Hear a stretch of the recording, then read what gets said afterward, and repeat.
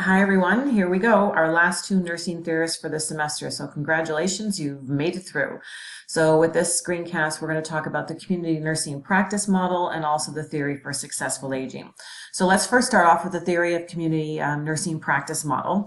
And again, this was developed by Marilyn Parker and Charlotte Berry. And you can see by, again, their bios how their backgrounds in terms of their nursing background and their interest, both of them very much in school nursing and community nursing, led to the development of this particular model. So as with all of our theorists, our nursing theorists, you can see where the connection between their personal and professional backgrounds led them to see the gap as a way of articulating nursing practice in their own specialty areas, led to the development of these various nursing theories.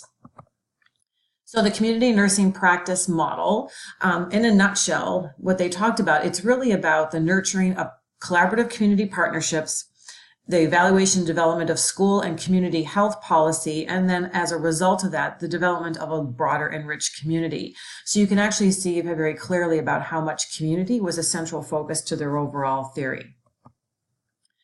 Again, the essential values, nothing new that we've seen from our other nursing theorists over the course of the semester. They are very clear that persons are to be respected. We are caring, and caring is the essence of nursing. So again, revisiting that much with some of our previous theorists, and looking at that individuals are looked at as whole. Again, holistic views, and we are always connected with one another through families and communities. And you can see these again in the definition of all these terms are in that table on pages 442 and 443 that give you the broader definitions of this. So these are the essential values. People are respected. Persons are caring, and that caring is the essence of nursing. And then we look at individuals as being whole and yet connected with others.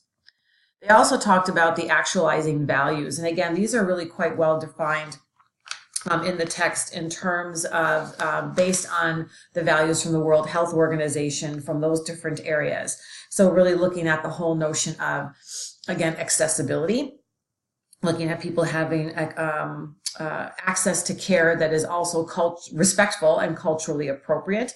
The essentiality, again, essentiality is basically their phrase that health and well-being is defined, but from the client's viewpoint. So what is essential for them to have health and well-being? The whole notion about community participation, about really the active engagement of members with their community and the active engagement of nurses within the community, and the whole notion about empowering. So giving people the information, the resources, that they need in order to achieve their overall well-being. So the whole notion about, they talk about, which, and we'll get to in a second, the notion about that there is a call from the community and the role of the nurses to respond to that call. And the whole notion about intersectoral collaboration, because of the fact that we are now dealing with communities, it is much beyond just the interaction between the nurse and the client, but really the intersection in order to develop that healthy public policy. What are the other stakeholders that also need to be engaged? So broader representation from different areas that address the overall health and wellness of the broader community at large.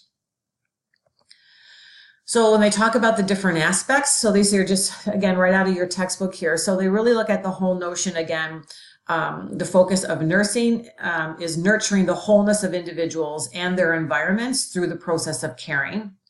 What I thought was also really interesting, because of the fact that, again, they're focusing on nursing from a community perspective, they say very clear that nursing is very dynamic and portable. So there is no predetermined nursing. So again, some remnants of Parsi here, if you will, or predetermined access in terms of the point of care, because of the fluidity in terms of working with various communities and families and different, I'll even say sub-communities. The notion is that, we go to the community doesn't necessarily come to us. Nursing practice is they view this as within the context of transitional care.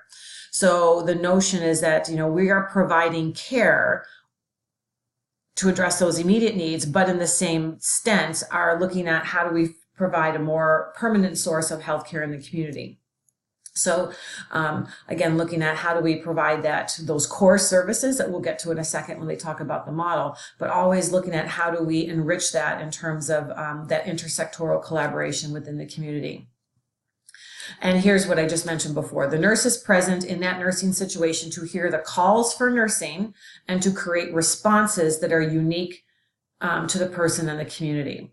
So really looking at in terms of being very receptive. So there's that notion about being very respectful and looking at the person within the context of their community. So what we're there to do is to hear the calls for nursing and then to create the responses that will address those unique calls based on the community needs. In terms of the description of the person, that we are, again, we take that stance of humility, acknowledging the person is the expert in their care and their experience. Nothing new we haven't heard before from all of our other nursing theorists. That we empower the person by helping them to understand what choices are available to them and how to make really good choices. And again, just as we already mentioned before, the person defines, here's that essentiality, the person defines what's required for well-being. And what I really liked about this aspect is, again, the different nuances in terms of the language. So particularly when you're talking about, communities or perhaps marginalized communities, I really liked this notion about them talking about, that we reframe people as always being, rather than being at risk, we see them as being at promise, seen in the potential in individuals, families, and communities. And I really liked that subtle switch because we do use that word all the time. That they are at risk. But again, perhaps just flipping that in terms of the notion of appreciative inquiry, that people are constantly at a state of being at promise. So again, we hear that call and what's our response to that call to really optimize their overall sense of well-being. Here, the community is obviously big. So for them, community is not that geography. It's not locale, but you can have a broader community just defined by its members and their shared values. The community should be a safe place. And that's part of our role is creating that safe, secure place for individuals. They talk about, again, because that community is not about geography, and that whole notion about, as we talked about before, that nursing is portable and very dynamic, that practice within this model is provided wherever people are gathered. And we provide a welcoming and safe place for people to share their stories of caring. So going back to, again, a little bit of Laren Smith in terms of the story theory as well. And community includes the immediate surroundings as well as the socio-political context of persons and communities. And how do we encourage some of that upstream thinking? So when we hear the call, we address the immediate need in terms of our response, but we're then looking at, through that intersectoral collaboration, how do we start to develop strategies and policies that help to mitigate, if you will, the need for the call again in the future. And the environment, again, very much beyond what Nightingale would describe as the immediate environment. It does include that. So we do need to consider the environment when we are working with communities, particularly if you think about northern communities and our indigenous populations where their environments are really quite significantly challenging, but also indicates the social settings and really take into consideration all the very social determinants of health. So not only just the immediate environment, but take into consideration the broader socio-political environment. So looking at things such as socioeconomic status, income, issues with regards to gender, all those other social determinants of health that can really significantly impact specific communities. So those are the various elements that they really talked about when they started to look at their particular model. So the other thing they talked about is this, in order to really to understand what is important to the community, they talked about this notion about this route to knowing, and the very specific methodology that is unique to this particular model is this inquiry group method, where they actually meet with individuals in the community, individuals or large groups, and what's kind of unique to this particular model is the emphasis on this question. How can we be helpful to you? Very simple, very eloquent, but that's the unique notion that they use in terms of this inquiry group method. And then from there, they hear these stories of caring. So what is it that people need through their stories of caring, either lack of caring. And when I mean caring, it's not caring in the sense of that affective domain. It is literally about overall health and well-being. What are the specific stories of caring in terms of healthcare needs to fulfill their overall well-being? Through those stories from individuals within the community, the call is heard and responses are created. So that's kind of really the notion, if you will, in terms of the whole aspect with regards to the community practice model being really quite specific in terms of working with individuals in the community with those different value aspects. But it is through this inquiry group method, asking that very simple question, how can we be helpful to you? And then through the responses, the calls are heard, and then we have to look at what are the responses that need to be created to address those particular calls. So this is the model. I'd love to have heard what you thought about this model. It is a little complex, but I think when we walk through a particular example, it'll start to make sense. So what they talk about here at the model, this nursing situation here in the center, that's what they kind of talk about, those core services. And each nursing situation is distinct. So the core services is defined by each unique nursing situation, ta-da, and includes nursing care that nurtures the wholeness of others and their communities. And they talked about very specifically within your text that the primary functions that happen within those within that core services of the nursing situation, they describe it there on pages 439 where it starts, is that these are the core services that are very often provided to children, students, school staff, families, and the community through different functions, if you will. So they talk about, it's about designing and coordinating care, looking at primary prevention. So looking at the whole notion of stress reduction, looking at checking if the children are meeting their milestones. Secondary prevention is that whole notion about, screenings. So really looking at, so primary is about really preventative care. Secondary is about monitoring and looking at screening aspects. And then tertiary prevention is really about, or tertiary care is really about looking at chronic disease and management, as well as looking at consultation and collaboration. Appraisal and evaluation is something that also happened right through all those three concentric circles. And again, within each of these areas, so it starts here with the core services, and then each of these concentric circles, so that they talk about the first circle, second circle, third circle. It is about, again, that intersectoral collaboration, so widening that circle of care in all actuality. But in each particular area, still asking these questions, how can we be helpful to you?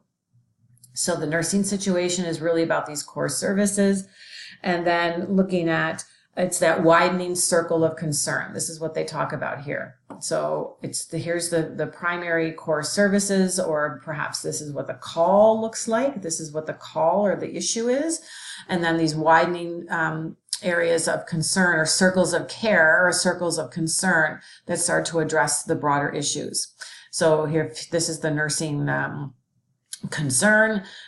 We start initially dealing with, again, because of this particular model, schools and communities and the individuals within those particular areas, and then looking at around broader areas. So again, thinking about going from very focused and local to much more broader concentric areas.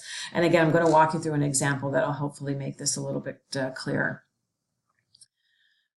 So what they talk about here is, again, it's about that intersectoral collaboration, reaching out through the circles, strengthening the web of relationships with colleagues, clients, and communities.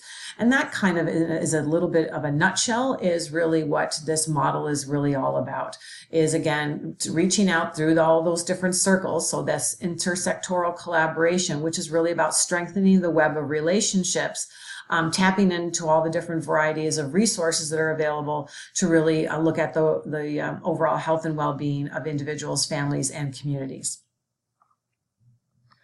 So here's an example, and so I tried to, so I pulled an article actually written by the authors of this particular theory, and it's loaded in the Blackboard shell for you. So you might want to have take a read at the article, because I think it provides a lot of different examples and just another way of describing the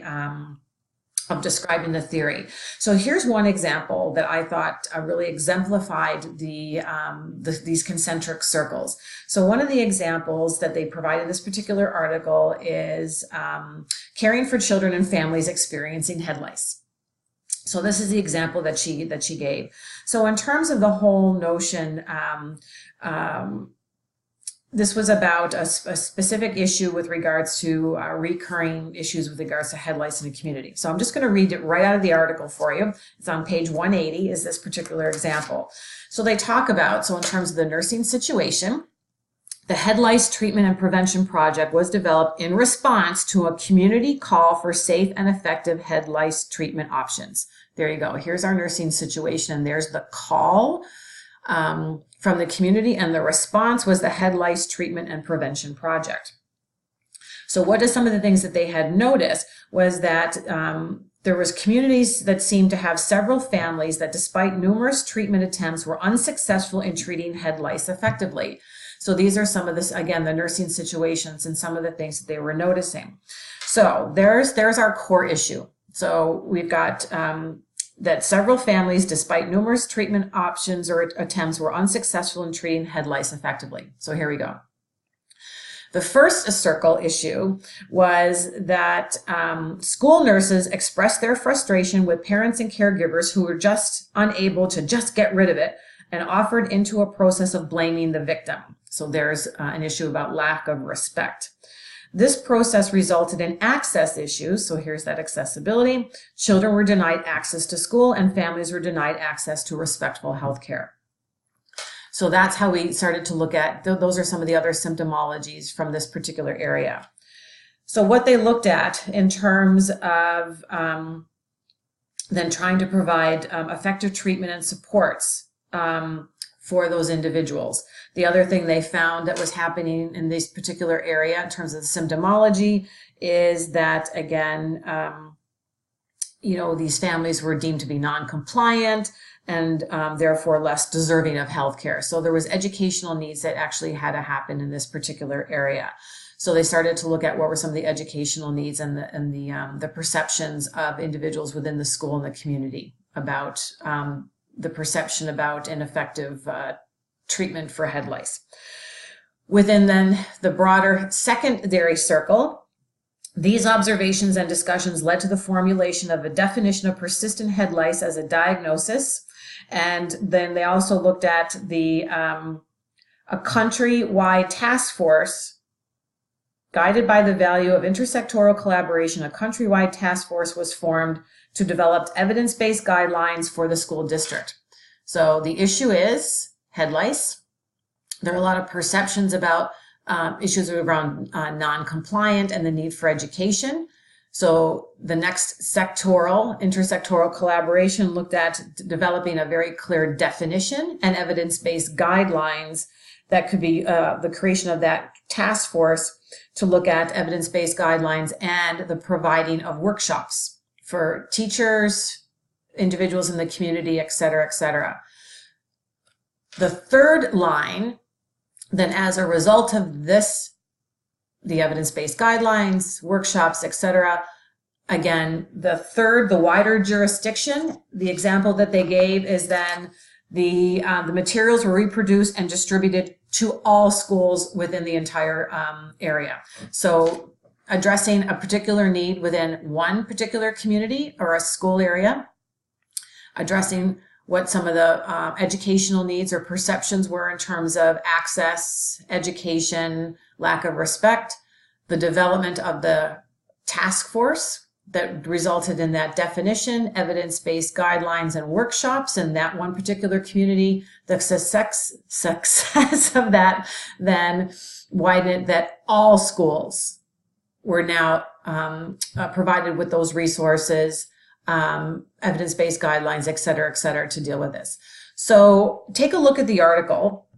It's the narrative number, or the exemplar number 2, that starts on page 180, because I think it provides a nice example about how that community-based model was applied for a very specific call, if you will, about head lice treatment options and the struggle within a community to really kind of get a handle on that. So hopefully that helps. For me, it really made it a lot clearer. So again, the whole notion about the community nursing practice model is about that. I'll go back to this: reaching out through the various circles, strengthening the web of relationships with colleagues, clients, and communities to really address overall health and well-being needs within a community. And now on to the theory of successful aging. And I have to say, I'm really pleased that we've added this particular theory to the overall syllabus, because I think again, when you look at our overall demographics and the significant number of individuals that are elderly, if you will, that we come across in our care. Also, you can start to see there's a huge focus really on successful aging within the overall healthcare sector right now, and even looking at the various aspects of legislation, keeping people healthy in the community for as long as possible. So I think it's an important focus that we kind of look at what does successful aging look like, and how do we now actually put a bit of a theoretical framework around it so that we can purposefully start to assess for it, but also then start to address it within our overall nursing practice.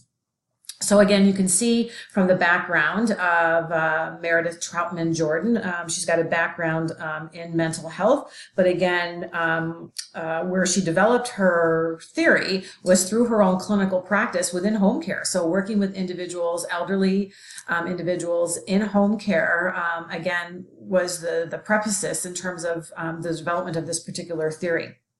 So again, looking back for all of our nursing theorists, again, their backgrounds, personal and professional backgrounds, really act as the backdrop to the development of these particular theories. So here's the theory, short, sweet, and to the point, and we're going to walk through it from this particular perspective. As you could also see that she drew her some of her theory as a bit of a backdrop with Roy's adaptation model. So again, it's really about effective coping, which is really kind of the groundwork, if you will, or which is really about her theory of successful aging, is really about individuals' ability to effectively cope with the changes that come with aging. So they really look at the notion about that optimal health and well-being for older adults is affected by multiple domains. So physical health, mobility, social, spiritual, emotional well-being, all of these aspects she looks at really comes together in terms of really what constitutes successful aging, and really looking at what that looks like. So again, the theory, as it's defined on page 485 in your text, the theory of successful aging describes the process by which individuals use various coping mechanisms to progress towards desirable adaptation. So looking at what are the various ways that people address with the various changes that come with aging, and then how does that either act as enablers or barriers to what she's describing as successful aging. So she looks at these are the different components. So functional performance, iatropsychic factors, spirituality, and what she refers to as geo transcendence. So again, that lovely phrase transcendence is back with us again. And actually, I'm going to take this back. That should be gero, not geo. So that's a spelling error on my part. So there you go. Part of my own aging problem sometimes. So anyway, let's walk through the various aspects. So the functional performance mechanism is really just, so actually, here we go. Let's look at it this way. So the functional performance, and I did it here again. It should be gero. Silly me. Just think about it. Functional performance mechanisms is literally the typical age-related declines that occur and how people manage them. So things such as limited mobility, rises in blood pressure, joint stiffness, changes in vision, et cetera, et cetera.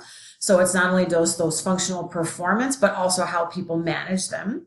The whole notion of this, what they refer to as this intrapsychic factors, so the enablers and barriers to adapt to change and problem solving. So how do people go about addressing even something as this? So how do people, again, address some of these functional performance issues or other areas? And we'll give some examples in a second. So they talk about the notion of creativity, so what are some of the innovative ways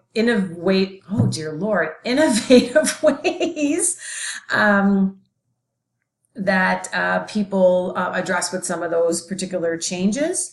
The whole notion about affect. So do they approach this with a positive affect or a negative affect? So do they look at things with a sense of hope and possibilities, or that nothing's within their control, so why bother? And again, touching base on that, to what degree do they actually perceive themselves as having control over what's happening within their life and what happens within the future? And this notion of spirituality that we've seen over and over and over again with Reed and Newman and Parsi and Watson. Again, this expressions of self related to something greater beyond ourselves. And this Gero transcendence is, again, that new outlook and understanding about life. So they look at it from a cosmic dimension in terms of their overall place, if you will, within the higher universe, being part of and one with the universe. The self dimension of this Gero transcendence is really just their own perception of self, how an individual feels to perhaps discover new aspects of themselves as a part of successful aging. New skills, new gifts, new outlooks on life, new opportunities. And again, the notion of the social dimension. So looking at a sense of interrelatedness with other individuals. So the cosmic dimension is about their connectedness with and about being at one with the universe. Their own self dimension in terms of how they actually perceive themselves, self-discovery and new unexpected aspects of themselves. And the social dimension is about that interrelatedness with individuals. And I think these are all really important things to take into consideration. Because we do know, when you start to look at this, we do know that social isolation is a huge problem with the elderly. So as individuals age, children move away, friends start dying, the whole issue of being socially isolated has a huge and significant impact on people's health. And there's also a lot of studies that have been done in terms of the whole notion about social isolation and dementia, and depression and things of that nature. So I think these are really interesting aspects in terms of the model itself and the various components that she's created in terms of what constitutes successful aging. And even some of the things that they talked about at the bottom of page 490, she talks about in the theory of successful aging, indicators of Gero transcendence would be decreased anxiety about death, increased in engagement in meaningful activities, changes in relationships with others, self-acceptance, and wisdom.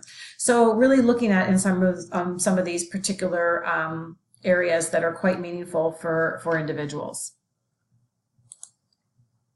So you can see in terms of the various different components of the model, what I like about this model is it is pretty clear, from my perspective anyway, that again, when we talk about successful aging, that these are the various components that would actually be involved when you think about it. So individuals, it's not so much about the functional performance and the declines, but how people manage them. So again, there's Roy's adaptation model coming right at you.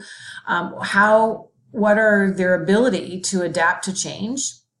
What's the attitude they bring with it? Do they see themselves as having any control over this? How creative do they get or innovative about dealing with some of these different changes? And again, it's about that moving beyond self and really looking at how they see themselves beyond that particular moment, beyond their particular point in time. So not just focusing on declines and losses, but what are the greater things that we can actually look at in terms of that gero transcendence.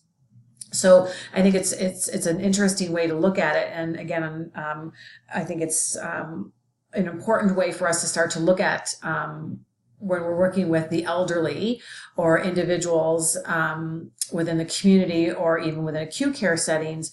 Here's another lens that we can start to use to assess individuals in terms of their overall aspects with regards to aging. So what I also really liked about this particular chapter was the practice exemplar that they gave you that starts on page 491, so Mr. P. So I really, what I'd like you to do as a bit of an exercise, just do this quietly by yourselves and then we'll come back together. But actually read through that practice exemplar and start to pull out the different aspects of the model. So when they start to talk about, what are some things that are happening with him that would relate to functional performance, the various factors in terms of creativity, affect, and problem solving. So what are some examples there? What are some examples in that story that highlight the notion about spirituality? And what are some of the examples in the story that look at the whole notion of gero transcendence? So do that, even just highlight it or underline it. Do that as a quick activity, and then we'll come back and we'll do it together. So let's take a look at Mr. P. So first of all, in terms of functional performance mechanisms, it highlighted that obviously he had declining health, he had rather advanced macular degeneration, he had some neuralgia and arthritis. So again, just as part of his overall functional performance mechanisms, but yet it also talked about here that also, although it was a struggle, he managed to walk in the parking lot of a church near his home every day with the aid of a cane. So although he had functional performance issues in terms of declining health, he adapted to it by still making sure he got out and had a walk every day. This whole notion of, I'm just going to use this one because I think it's probably a little bit easier. Some of these iatrogenic psychic factors. So the whole notion about personal control, if you will, it talked about how very important it was for him to maintain independence in his house.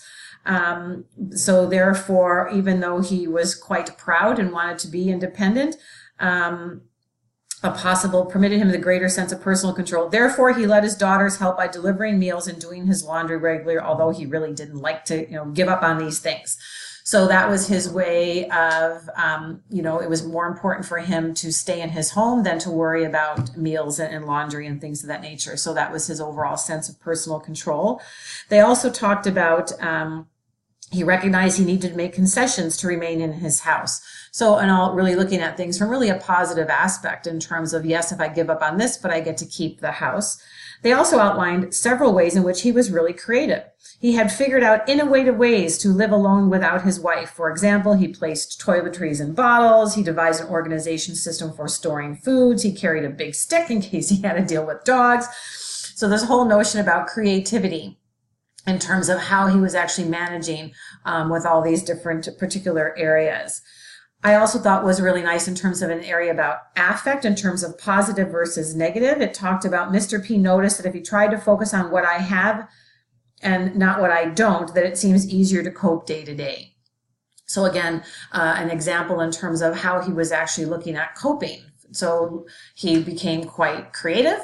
He had a positive outlook on things, and from his own sense of personal control, he recognized really what was best, some of the things just to let it go because of what was actually more important to him more than anything else. In terms of spirituality, again, the next paragraph, although the loss of his life was almost unbearable, Mr. P grew to accept the notion that it was her time and the Lord took her. And he found comfort and strength in prayer. And again, looking at thinking of his wife in a very affectionate way and often sometimes actually chatting with her from those particular areas. So looking at the whole notion of spirituality, just recognizing that that was very much part of his life. And again, this whole notion of gero transcendence, that's also part of that. So his belief in God and his religion and his sense of prayer also gave him great comfort. I think the other thing, which is kind of interesting in terms of his self dimension, learning things about himself. It talked about, despite his chronic health conditions and the loss of his wife, Mr. P grew to enjoy his solitude and the freedom to just be myself, although he derived great satisfaction from spending time with his grandchildren. So again, the notion that he found that he was quite content to be alone, but also found great joy in family. So by almost assessing Mr. P through the lens of this theory of successful aging, we could actually articulate or determine that he's actually coping quite well. Despite the functional limitations, the significant loss of his wife and life partner, he is actually coping quite well with some assistance from his family. So I thought this was a really nice example in terms of the application of this theory of successful aging, and again, how this can actually be used as a really nice framework for assessing the very many elderly patients that we will come across through our nursing careers. So that's our last theory for today. And in terms of for your personal reflections, what I thought might be a nice way to kind of wrap up our theorists from all over the semesters here is have you reflect back on all the nursing theories reviews this entire semester, and what are some of the things that you see that they actually have in common. They're very distinct and very different, but what are some of the recurring messages or recurring principles or values that you've seen perhaps across some of the various theories. So have fun with the reflection, and I look forward to seeing you next week. Bye.